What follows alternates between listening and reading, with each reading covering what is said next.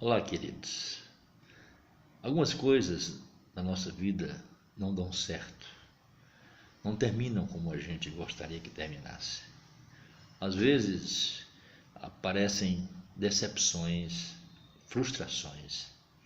Às vezes nós temos os nossos sonhos interrompidos. Nos perguntamos por que não conseguimos realizá-los. A Bíblia conta a história de dois discípulos de Jesus que, após a sua morte, estão caminhando para Emaús, uma cidade que ficava a noroeste, 7 quilômetros a noroeste de Jerusalém. Eles estão indo para Emaús e, enquanto caminham, conversam entre si sobre os fatos que aconteceram com Jesus. E eles estão frustrados, decepcionados, porque investiram seu tempo, deixaram suas famílias, viveram com Jesus, criaram expectativas sobre Jesus e com o que Jesus ensinava. Mas de repente parece que o sonho acabou, Jesus é crucificado, é morto e eles estão falando sobre isto, sobre a morte de Jesus. Não se dão conta das promessas de Cristo, porque Jesus houvera dito que após 3 dias ele ressuscitaria dentre os mortos. Enquanto caminham, enquanto conversam, Jesus aparece a eles, se enfia no meio deles e, olhando para aqueles discípulos frustrados e conhecendo o coração deles, lhes pergunta: sobre o que vocês estão falando? Quais são as últimas notícias? Eles olham para Jesus, mesmo sem se dar conta que era Jesus, mesmo sem reconhecer que era Jesus, lhes dizem: tu és o único que ignoras os fatos ocorridos nos últimos dias, o que acontecera com o nosso mestre, como ele foi rejeitado, como foi julgado, como foi crucificado, como foi morto. Tu és o único que não sabes disto. E enquanto conversam, Jesus se revela a eles. Jesus se mostra a eles e eles então dizem: Senhor, fica conosco, já é tarde. Mestre, fica conosco.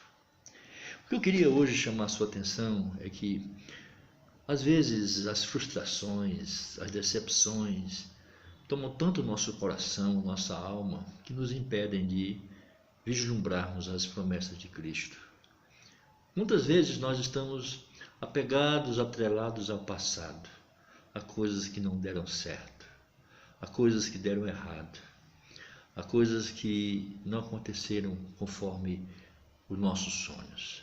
Se você passou por isto, eu queria hoje dizer a você que Jesus está vivo, que Ele está vivo. Ele morreu, mas Ele ressuscitou dentre os mortos. E porque Ele vive, nós podemos crer no amanhã. O apóstolo Paulo, falando sobre a ressurreição, ele diz assim: se a nossa esperança se limita apenas a esta vida, nós somos os mais miseráveis de todos os homens.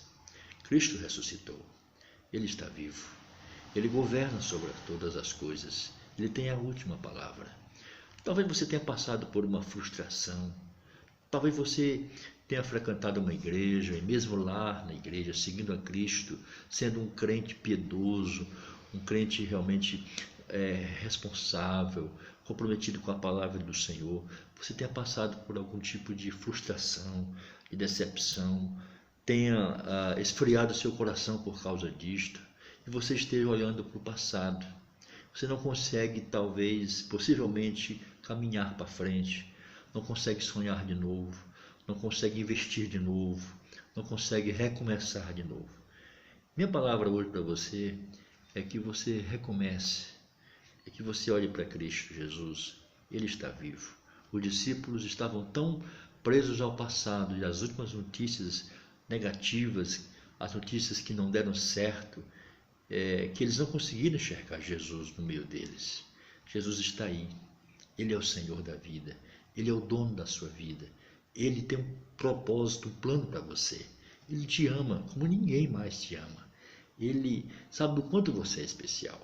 Por isso, hoje eu queria deixar esta palavra com você. Acredite, volte a sonhar, volte-se para Cristo, olhe para Jesus. Ele é o autor e consumador da nossa fé. Que Ele nos abençoe, que Ele nos ajude.